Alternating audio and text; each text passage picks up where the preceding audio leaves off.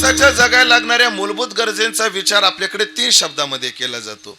जीवाला काय लागतं? अन्न लागतं, दुसरं वस्त्र लागतं आणि तिसरा निवारा लागतो. अजून एक विचार जर करायचा ठरला तर माणसाच्या ह्या शारीरिक गरजा आहेत, तशा काही मानसिक गरजा आहेत. मानसिक गरज एक अजून काय आहे? जीवाला जगण्याकरता मान एक पाहिजे असतो, मान. आणि दुसरं गोष्ट आहे, सगळं मिळवण्याकरता धन एक पाहिजे असतं. मग 2 यादी जर करायच्या ठरल्या तर अन्न वस्त्र निवारा, अन्न मान धन, एवढं माणसाला काय लागत असतं? जगायला लागत असतं.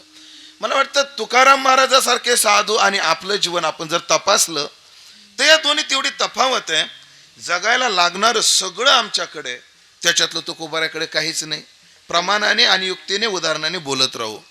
पहिलं पाहू अन्न. सांगा बरं, आपल्याकडे अन्नाची काही कमतरता आहे का? काहीच कमतरता नाही.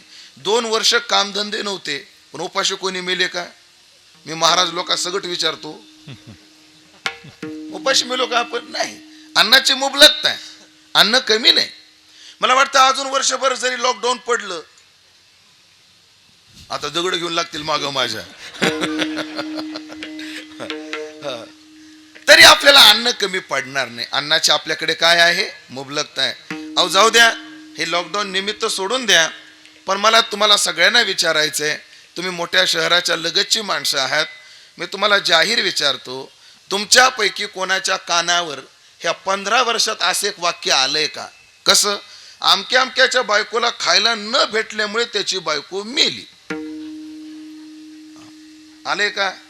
खाऊन खाऊन बऱ्याच जणांच्या मेले असतील, पण खायला न भेटल्यामुळे कोणाची बायको मेली का या 15 वर्षात? नाही. म्हणजे अन्नाची मुबलकता आमच्याकडे आहे.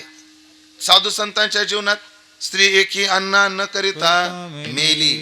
तुकाराम महाराजांची एक बायको खायला न भेटल्यामुळे मेली. म्हणजे अन्नाची मुबलकता आमच्या जीवनात आहे, त्यांच्या जीवनात नाही. वस्त्राचं पहा, अन्न वस्त्र. आधी तुकोबारायचं पाहू. तुकाराम महाराजांच्या बायकोला एकच साडी होती नेसायला. संत महिपती बाबाने जे तुकाराम महाराजांचं चरित्र लिहिलंय त्यातलं हे प्रकरण हाताळा, वाचा, की तुकाराम महाराजाच्या मंडळीला एकच साडी होती, ती 30 धुवायच्या, वाळवायच्या आणि 30 साडी घालायच्या. मी तुम्हाला कोणाच्या बायकोला सांगतोय? ज्यांच्या 5 अभंगावर आमचे बंगले, त्यांच्या बायकोचं सांगतोय. ज्यांच्या 5 अभंगावर आम्ही 20-20, 25-25 लाखाच्या गाड्या घेऊन फिरतोय, त्या तुकोबाराचा संसार तुम्हाला सांगतोय. त्यांच्या बायकोला नेसायला एकच साडी होती, एकच. म्हणजे वस्त्राची मुबलकता त्यांच्या जीवनात दिसून येत नाही. आपल्या जीवनात कपड्याच्या बाबतीत महाराज, मी जुन्या काळात असं ऐकलं की 3 भावात 1 शर्ट असायचं. आता प्रत्येकाने आपापले मोजा किती आहेत. मी तुमचं काहीच बोललेलो नाही, मी आता यांचं चाललंय, अजून तुमचं नाही चाललेलं. कितीत आपल्याकडे शर्ट आहेत? आहे मोजमाप 10-15 तर नक्कीच. एवढी मुबलकता आमच्याकडे वस्त्राची. आता तुमच्याकडे बघतो, कमी तुमच्याकडे साड्याची. खरं सांगा, कपाट उघडलं की अंगावर पडतात का नाही? असं कपाट उघडलं की साड्या काय होतात? अंगावर पडतात. काय काय मात्या मावल्या जो कपाट नाहीत महाराज, असे संदूक आहेत, ते एकदा जर उघडलं तर झाकणच लागत नाही. त्या झाकणावर बसतात तेव्हा कोंडा लागतो. एवढ्या म्हणजे ह्या जर गेल्या, वारीला म्हणायचं होतं मला, तुम्ही लगेच वर नका घालू. ह्या जर ज्ञानोबराच्या सोहळ्यात वारीला गेल्या तर 18 दिवसात 36 साड्या जरी बदलायच्या ठरवल्या तरी एवढ्या साड्या आहेत. चला, अन्नाची मुबलकता आहे, वस्त्राची मुबलकता आहे. अन्न, वस्त्र, निवारा. प्रत्येकाला राहायला घर आहे. तुकोबारायचं घर पहा. अक्षयी साचार केले सायासानी घर, एरंडासी हार दुजा भार न सहाती. एक वतीचं त्यांचं घर आहे, निवाराही नाही. परत दुसरी यादी आपण केली होती अन्न मान धनाची. त्या यादीतून पाहू. अन्न हा मुद्दा झालाय आपला. मानाचा विचार करू, धनाचा विचार करू. एक आहे, आमच्या जवळ प्रारब्धानुसार कोणाकडे 10 असतील तर कोणाकडे 20 असतील, पण अन्न धन नाही असा कोण आहे? एवढ्या मंडपात विचारतो, कोणाजवळ पैसा नाही? आता मी सोडलो तर नाही, कीर्तन सुटलेलं नाही अजून. प्रत्येकाजवळ धन आहे, फरक फक्त एवढा आहे, कोणाकडे लक्षात आहे आणि कोणाच्या लक्षात आहे आणि कोणाचे कोटी आहेत. अन्न मान धन हे तो प्रारब्धाधीन, प्रारब्धानुसार धन आहे. मान आहे की नाही आम्हाला संसारात? संसारात सुद्धा मान आहे आम्हाला. कोण म्हणतं संसारात मान नाही? संसारात मान आहे. मी कधी कधी ते सांगत असतो की ते लग्न मंडपातले मान पहा बघा. लग्नामध्ये नवरदेव नवरीच्या पाठीमागे एक माणूस उभा असतो. कोण असतो तो? कोणाचा? माझा का चौबदाराचा? नवरदेव नवरीचा मामा असतो. नवरीचा मामा नवरदेवाच्या मागे आणि नवरदेवाच्या मागे नवरा आपलं मामा नवरीच्या मागे. असं काय असतं का? नाही. नवरीचा मामा नवरीच्या मागे, नवरदेवाचा मामा नवरदेवाच्या मागे असतो. म्हणजे तिथे उभा राहण्याचा मान कोणाचा आहे? मामाला सुद्धा काय आहे? मान आहे. बरं, त्या मामाची कॅटेगरी काय असते? बऱ्याच लग्न मंडपात मी पाहिलंय, तो मामा गटारातून उचलून हिसळून उभा करावा लागतो.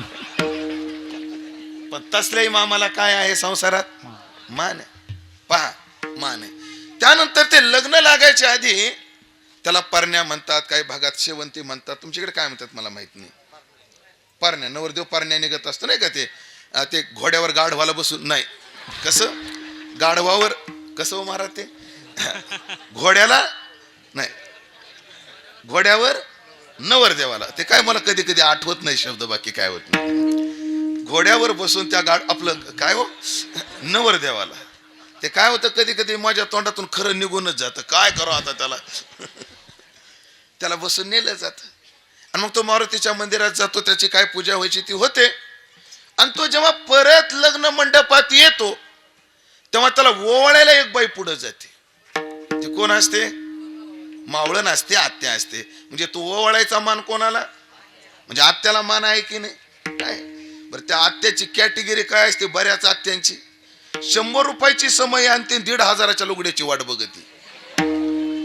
पण तसल्या आत्याला काय आहे? मान आहे. मला हे मान पटवून द्यायचा आहे सगळ्यांना. त्या लग्न मंडपामध्ये बूट चोरायचा मान एका चोट्टीला असतो बघा. आपलं ते मेवणीला काय असतो? मान आहे. नवरदेवाचा कान पकडायचा मेवण्याला काय आहे? मान आहे. नवरदेव जेव्हा नवरी नवऱ्याच्या घरी पहिल्यांदा जाते त्यांचा रस्ता अडवायचा सुद्धा काय आहे? मान आहे. सांगा बरं, संसारात मान कस काय नाही? संसारात मान सुद्धा आहे. प्रारब्धानुसार पुढे अन्न मान धन हे तो प्रारब्धाधीन. मान आहे, अन्न आहे, मान आहे. तुकोबारायला गावात मान नव्हता, घरातही मान नव्हता. कोपला पाटील गावीचे हे लोक. गावात मान नाही, घरातही मान नाही. घरी बाईल म्हणे कोटे व्याली रांड, बरे होते षंढ मरता तरी. घरातही मान नाही, गावातही मान नाही. आणि धनाच्या बाबतीत तर सोडून द्या, तुकोबाराकडे धनही नाही. संपले माझं पहिला टप्पा. जगण्याकरता लागणाऱ्या सगळ्या संपन्नतेची संपन्नता, माफ करा, सगळ्या वस्तूची संपन्नता आमच्याकडे आहे. आणि याच्यातलं साधू संताकडे काहीच नाही. पण परिणाम पहा, अशा संपन्न संसारात सुद्धा आमचं जीवन दुःखी आहे. आणि तशा फाटक्या संसारात सुद्धा ते मात्र सुखी आहेत. सर्व सुख ल्यालो सर्व अलंकार, सर्व सुख ल्यालो सर्व अलंकार, सर्व सुख ल्यालो सर्व अलंकार, सर्व सुख ल्यालो सर्व अलंकार, सर्व सुख ल्यालो सर्व अलंकार, सर्व सुख ल्यालो सर्व अलंकार, सर्व सुख ल्यालो सर्व अलंकार, सर्व सुख ल्यालो सर्व अलंकार. आनंदे निर्भर डुलत सो, आनंदे निर्भर डुलत सो. सर्व सुख ल्यालो सर्व अलंकार, सर्व सुख ल्यालो सर्व अलंकार. आनंदे निर्भर डुलत सो, आनंदे निर्भर डुलत सो. सर्व सुख ल्यालो सर्व अलंकार,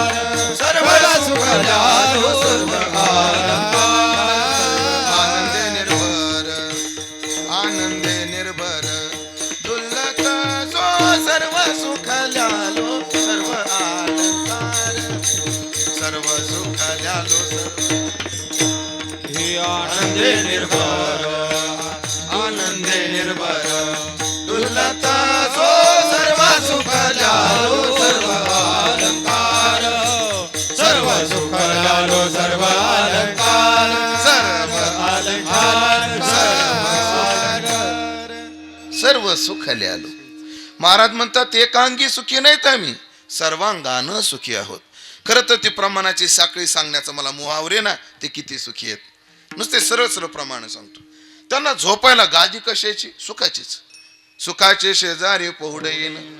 झोपेतून उठल्यावर आंघोळीला पाणी कोणतं? आनंदाचे डोही डोहच. आंघोळ झाल्यावर घालायला कपडे कोणते? सर्व सुखाले आलो आनंदाचे. बरं, कपडे घातल्यानंतर खायला काय? तो का म्हणे खातो आनंदाचे लाडू. आणि आनंदाचे लाडू खाल्लं ढेकर कोणते? तेची येतात ते ढेकर आनंदाचे. ढेकरापर्यंत आनंदी एवढे सुखी आहेत. काय कारण असेल? काय असेल काय कारण? आमच्याकडे सगळं असून आमची जीवन अशी, आणि त्यांच्याकडे सगळं काहीच नसून सुद्धा ते सुखी. नेमकं काय कारण असेल? अनेक पद्धतीने अनेक वक्ते कारण सांगतील. मला अभंगातले 2 शब्द धरून एक कारण सांगायचंय की एवढं सगळं असून आमचं जीवन का बरं सुखी नाही, आणि हे काहीच नसताना ते सुखी का आहेत? तर उत्तर माझ्या दृष्टीने असं आहे, माणसाचं एवढं स्वर्गमय जीवन नरकमय का बनलं, आणि त्यांचं असं हलाखीचं जीवन एवढं आनंदाचं का झालं?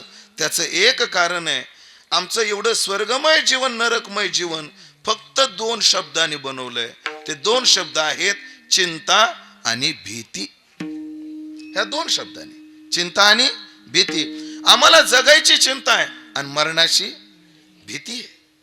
ह्या 2 गोष्टी. आणि साधूकडे त्या 2 गोष्टी नाहीत. त्यांना जगायची चिंता नाही आणि जन्म मरणाची भीती नाही. आम्हाला दोन्ही गोष्टी आहेत. एवढं असून सुद्धा चिंता आहे आम्हाला. ते जुने कीर्तनकार मंडळी सांगतात ना, एका सावकाराकडे एवढी श्रीमंती होती, त्याचं मोजमाप नव्हतं. त्यांनी मुनी मला सांगितलं, मुनीमजी आपली संपत्ती मोजा बरं. त्यानं संपत्ती मोजणी सांगितलं. मालक कॅल्क्युलेटर मध्ये सुद्धा अंक बसेना. मग एवढं सांगतो, तुमच्या 8 पिढ्याने बसून खाल्लं तरी संपणार नाही एवढं. किती पिढ्यांनी? 8 पिढ्याने बसून खाल्लं तरी हे संपणार नाही. खरं तर सावकाराचा चेहरा खुश व्हायला पाहिजे होता, पण सावकाराचा चेहरा पडला. मुनिमानं विचारलं, काय झालं सावकार? नाही, नवी पिढी काय खाईल. सावकार मुनी मोठा हुशार होता. त्याने, महाराज ह्या बाजूच्या डोंगरावर एक साधू राहतो, त्याला भेटून जाऊन भेटा आणि त्याला विचारा, तो नक्की सांगेन नव्या पिढीचं काय होतं होईल. तो साधूकडे गेला. पण साधूकडे जात असताना मायबाप रिकाम्या हाताने जायचं नसतं. मग त्याने जाताना काही फळं घेतली. साधूकडे गेला. दुपारची 1ची वेळ असावी. साधू जेवण करून निवांत बसलेले होते. हा सावकार गेला, फळाची पिशवी पायाजवळ ठेवली, दर्शन घेतलं आणि बाजूला बसला. त्या साधूनं त्या सावकाराला विचारलं, सावकार काय? आणि महाराज फळ आहेत. कशा करता? तुमच्या करता. लागत नाहीत म्हटलं, माझं पोट भरलेलं आहे, उचल घेऊन जा. नाही लागत मला. त्यांनी, महाराज राहू द्याव, संध्याकाळी कामी येतील. तो साधू म्हटलं, दुपारचं पोट भरल्यानंतर मी संध्याकाळची चिंता करत नसतो, चल उचल. सावकारानं पिशवी घेतली, सावकार निघाला. साधूने विचारलं, पण सावकार काम काय होतं? ते म्हणजे काम झालं. तुमच्यात लक्षात आलं का नाही मला नाही सांगता यायचं, पण काम झालं. अहो मला कळू द्या ना, पण काय होतं आणि काय झालं. म्हणे, महाराज माझ्या 8 पिढ्या बसून खातील एवढं माझ्याकडे आहे, तरी मला चिंता आहे 8व्या पिढी 9व्या पिढीचं काय होईल. आणि मी तुम्हाला कोण्या तोंडानं विचारू, ज्याला दुपारचं झाल्यावर संध्याकाळची चिंता नाही. हे कोण्या तोंडानं विचार, कोण्या तोंडानं विचार. चिंता नाही साधूला. चिंता नाही गावी विष्णुदासाची. किती प्रमाण देऊ? साधूला चिंता नाही, आम्हाला मात्र चिंता आहे. आता एवढ्या माता मौल्या कीर्तनात शांत दिसत आहेत तुम्हाला, पण सगळ्यांच्या डोक्यात एकच चिंता आहे, सकाळी उठून भाजीला काय करायचं. हे तुकोबराच्या वचनात जर सांगायचं ठरलं तर नित्य उठून या खावयाची चिंता. आम्हाला चिंता आहे, साधूला चिंता नाही. तुका म्हणे वा हे मरणाचे भय. आम्हाला भीती आहे, साधूला जन्म मरणाची भीती सुद्धा नाही. ते तर काय म्हणतात, जन्म मृत्यू स्वप्नासारिखे आप त्यानं दिसे पारिके, तुका म्हणे अखंडित मुखे वाणी, अखंडित सुखे वाणी वदे मुखे प्रेमामृताचे. त्यांना जन्म मृत्यू काय वाटत नाही. उलट ते म्हणतात, मुनिमुक्त झाले भेने गर्भवासा, आम्हा विष्णुदासा सुलभ होतो. त्यांना जन्म मरण स्वप्नासारखं वाटतं. ज्ञानोबराय म्हणतात, स्वप्न होणे जागृती येता, काय पाय दुखती पंडूस होता. एकाला स्वप्न पडलं, स्वप्नामध्ये असं पडलं त्याला स्वप्न की तो पुण्याला गेल्या आणि एसट्या बंद झाल्या. म्हणजे तशा झालेल्याच आहेत, पण मी तेव्हाच सांगतोय. आणि यायला काहीच वाहन नाही, आणि तो पुण्यावरून नगरला पायी पायी आला. हे स्वप्नात शक्य आहे म्हणा, पण एक सांगायला लागलो तुम्हाला. स्वप्नात किती चालत आला बाबा तो, पुण्यावरून नगरला आला. मग पाय दुखायला पाहिजे की नाही. जागा झाला पण पाय दुखले नाही. का दुखले नाही. ते चालणं सुद्धा आभासिक होतं आणि ते दुखणं सुद्धा आभासिक होतं. म्हणजे स्वप्नातलं कोणतंच दुःख जागृतीत नसतं. हे जेवढं सहज आहे तेवढ्या सहजतेने जन्म आणि मृत्यूकडे ते पाहतात. प्रमाण ठिकाणं देता येतील. भीत नाही आता आपुल्या मरणा, त्यांना मरणाची काय नाहीये. आणि आम्हाला बापरे किती मरणाची भीती. मला वाटतं मरणाच्या भीतीत आमचे 2 वर्ष गेले. कशाच्या भीतीत. मरणाच्या. आम्ही नगरचे फोटो जेव्हा पाहायचो तेव्हा काटा उभा राहायचा. स्मशानात जागाच नाही. पण मला प्रश्न पडायचा, एवढी नगर मध्ये का मरतात. मग माझ्या लक्षात आलं, क्षेत्रफळामध्ये नगर जिल्हा पूर्ण महाराष्ट्रात 1 नंबर आहे. जुन्या काळात कसं होतं, पहिले केडगावचा मेलेला माणूस केडगाव मध्ये जाळला जायचा. का केडगाव मध्ये मरत नाहीत. इथलचा इथे, सुप्याचा सुप्याला, पारनेरचा पारनेरला. पण कोविड मध्ये तसं नव्हतं ना, सगळे नगरला. दाटी नाही होणार तर काय होणार. नंदा घरी झाली दाटी, वाने घेऊन या ताटी. होणार नाही तर काय. असं चला. पण 2 वर्ष आमचे मृत्यूच्या कशात गेलेले. कोरोनाच्या भीतीत नाही गेले तर तात्पर्य कशाच्या भीतीत गेले. मृत्यूच्या भीतीमध्ये गेले. तू का म्हणे वाहे मरणाचे भय. दुसऱ्याचं कशाला सांगाव. गुरुजी जोशी सर, आम्ही रोज कीर्तनात सांगतो, शरीर जात आघवे हे नाशिवंत स्वभावे. आत्मा मात्र कसा आहे. न जायते म्रियते वा कदाचिन नायम भूत्वा भविता वा न भूयः आजो नित्य शाश्वतोयम पुराणो न हन्यते.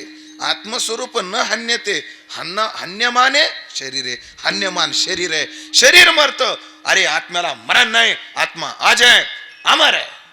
असं ठासू ठासू आम्ही दाव्याचे प्रवचन करतो. ठास नैनम छिंदन्ते शस्त्रानी नैनम दहती पावको, असं कंबर बांधू बांधू सांगतो. पण ड्रायव्हर जेव्हा अचानक ब्रेक मारतो तेव्हा काय होतं ते आम्हाला न विचारले. मला एवढंच सांगायचं, आम्हाला जगण्याची चिंता आहे आणि मरणाची भीती आहे. आणि साधूला चिंताही नाही आणि भीतीही नाही. आम्हा हरीच्या दासा काही भय नाही त्रैलोकी, भय नाही त्रैलोकी, भय नाही त्रैलोकी.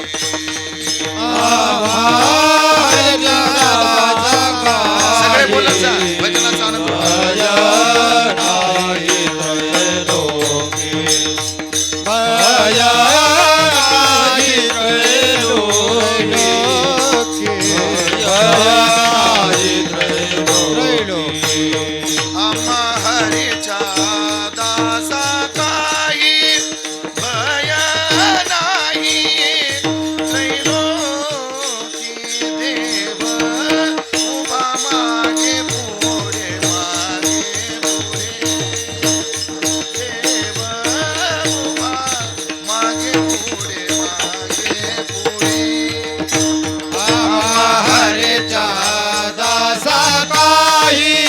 भय नाही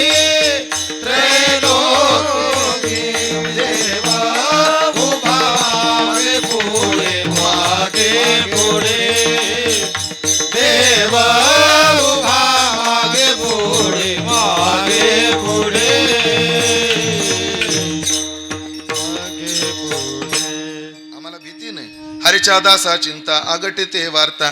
मला वाटतं भरपूर झाला विस्तार, पण ऐका, आम्हाला जर जीवन सुखी करायचं असेल ना, आमच्या जीवनातली भीती आणि चिंता गेली पाहिजे. जोपर्यंत जीवनातली तुमच्या चुकून तोंडातून शब्द निघाला, जोपर्यंत आपल्या जीवनातून चिंता आणि भीती जाणार नाहीत ना, तोपर्यंत आम्ही काही केल्या सुखी होणार नाही. संसारात श्रीमंत झालो तरी, आणि माफी मागून बोलतो, परमार्थाची साधना केली तरी चिंता जर जात नसेल तर. कबीर महाराज म्हणतात, फकीर होकर भी फिकीर करता है, वो भी साला गद्दा है क्या फकीर, और करता क्या है फिकीर. अरे फकीर उसे कहते जो फिकीर नहीं करता. अगर फिकीर करता है तो फिर फकीर ही नहीं है. गेल्या पाहिजे.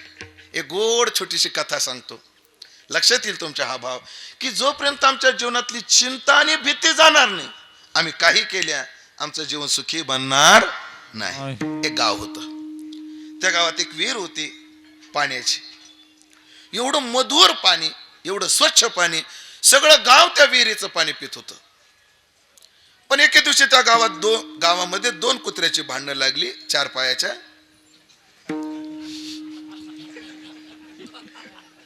आणि त्या दोन कुत्र्याच्या भांडणामध्ये ते दोन्ही कुत्रे त्या पाणी पिण्याच्या विहिरीत पडले. महाराज, कोण्या विहिरीत पडले? सगळं गाव ज्या विहिरीतलं पाणी पितो त्या विहिरीत ते दोन्ही सडली, विहिरीतच सडली दोन्ही कुत्रे. भांडणारे कुत्रे सडतच असतात. सध्या तरी मी कुत्र्यांचं बोलतोय.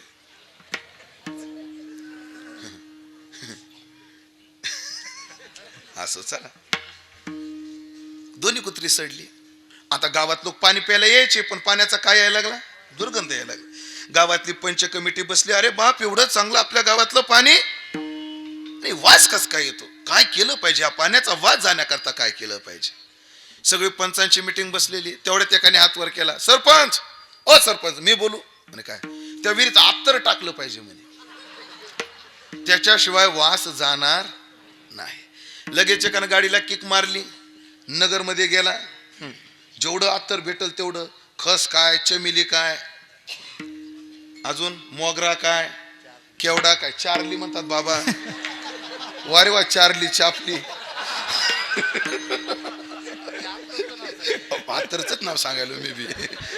चार्ली, अलकादरी, इथे ना. लेकिन बाबाजी बोलू, अभी तो फॉग चल रहा है.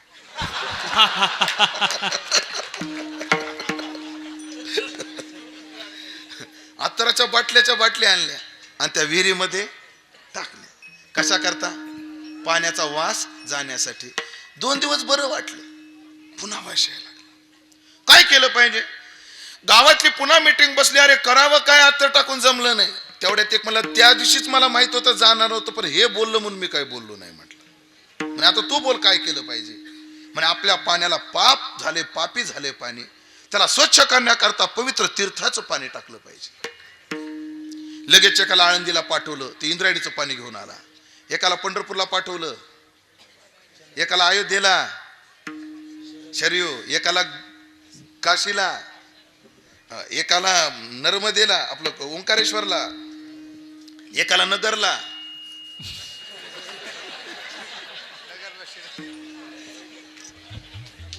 नाही होय, जाऊ द्या मग, काय मला म्हणता काय की त्या नेप्ती नाक्या पुढच्या वड्याला काहीतरी नाव असेल तर, हा, सिना. मारा ते तीर्थच आहे. गटार आपण केले, ते काय आहे? तीर्थच आहे, पण गटार आपण केलं. तुम्ही जुन्या नगरांच्या रचना जर पाहिल्या तर पाण्याशिवाय ती नगर वसलीच जात नव्हती. असं चला, ते पाणी टाकलं तरी वाद जाईना. एक मला हे केलं पाहिजे, 3 दिवस न थांबता त्याच्याजवळ जप केला पाहिजे. कारण नावानं काही अपवित्र गोष्ट पवित्र होते. मग काय, दिवसभर माता मौलीने जप करायचा, रात्रभर पुरुषांनी. रात्री पुरुषांचा पारा, राम कृष्ण हरी विठ्ठल केशवा, राम कृष्ण हरी विठ्ठल केशवा. रात्र पुरुष झालं की दिवसा स्त्रिया, राम कृष्ण हरी विठ्ठल केशवा राम कृष्ण हरी विठ्ठल केशवा राम कृष्ण हरी विठ्ठल केशवा हे राम कृष्ण हरी विठ्ठल केशवा.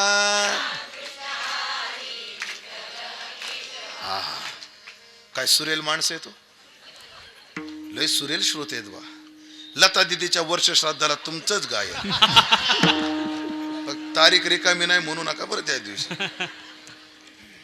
3 दिवस जप केला पण वाद जाईल नाही केला. एक कोणी आपण भागवत करू म्हणे. पाप योनीला गेलेला धुंदुकारी पवित्र झाला तर पाणी काय चीज आहे म्हटलं. पाणी काय चीज आहे. ते म्हणे करा भागवत केलं तरी वाद जायला. सगळं गाव टेन्शन मध्ये, पाण्याचा वाद जात नाही. योगायोगानं त्या गावात मी गेलो. असं बऱ्याच गावात मी योगायोगानं जात असतो. आम्हाला जावं लागतं गावोगावी. त्या गावातल्या लोकांचं टेन्शन पाहिलं. मी म्हणलं पाटील अडचण काय काय करावं महाराज. गेल्या महिन्यात पासून आमच्या गावातल्या पाण्याचा वास यायला लागलाय. उपाय सगळे सांगितले त्यांनी. म्हणलं पण वास कशामुळे येतो. काय नाही म्हणलं 2 कुत्रे सोडून पडलेले आहेत. मग ते काढले का म्हणे नाही. मला सांगा ते 2 सडके कुत्रे काढल्याशिवाय पाण्याचा वास जाईल का. मग किती उपाय केले तरी, आत्तर टाकलं तरी, नामजप केला तरी, यात्रा केली तरी सडके 2 कुत्रे निघाल्याशिवाय पाण्याचा वास जाणार नाही. तद्वत किती श्रीमंत व्हा, किती संपत्ती कमवा, पण हृदयातले चिंता आणि भीती नावाचे 2 सडके कुत्रे निघाल्याशिवाय जीवन सुखी बनणार नाही. किती प्रयत्न करा. मग 1 तोळ्याचे 10 तोळे करा, 2 बंगल्याचे 4 बंगले करा, पण जोपर्यंत 2 सडके कुत्रे निघणार नाहीत ना तोपर्यंत काही उपयोग होणार नाही. साधू संत सुखी काय आहेत कारण त्यांनी 2 सडके कुत्रे काढून टाकलेले आहेत. त्यांना चिंता नाही, भीती नाही. महाराजांना विचारलं का नाही. म्हणून चिंता नाही. न भ्यो गर्भवासा, म्हणून गर्भवासा न भ्यो. म्हणून आम्हाला भीती नाही आणि म्हणून आम्हाला चिंता नाही. का कोणाला नाही. आम्हा दासा. एरवी जगात कोणाला चिंता नाही असं नाहीये, जगात कोणालाच भीती नाही असं नाहीये. फक्त आम्ही जे दास आहोत आमच्या दासांना चिंता नाही, आमच्या दासांना भीती नाही. एरवी सर्व जग चिंतेत आणि भिंतीत गडून गेलेलं आहे, भीतीत गडून गेलेलं आहे. पण आम्हा दासा नाही. पण महाराज या जगात कोण दास नाही. सगळेच दास आहेत. कोण दास नाही. आता कोण कोणाचा दास आहे. संत वाङ्मयातल्या किती याद्या सांगू तुम्हाला. का रे दास होसी संसाराचा खर, दुःखाचे डोंगर भोगावया, इंद्रियाचे दिने आम्ही केलो नारायणे. हो, कोणाकोणाचे दास. महाराज प्रत्येक जण दास आहेत. या जगात जेवढे पुरुष आहेत तेवढे दास आहेत. कोणाचे. तिचे. तिचे म्हणजे कोणाचे रे. बायकोचे. काय हुशार पोरगे. बायकोचे. हे म्हणला ते बरोबर आहे. कारण तुकोबाराचं प्रमाण आहे त्याला. जो जो पुरुष आहे, अरे पुरुषच म्हणलं, जो जो नवरा आहे असं म्हणावं लागेल. कारण आपण नाही कोणा बायकोचे दास. आपले बिलकुल बायकोचा दास तो करत नाही. आपण बिलकुल बायकोचं ऐकत नाही. बायकोच नाही.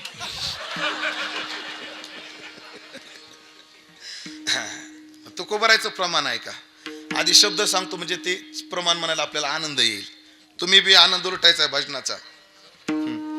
बाईलेचा दास पितरासी उदास.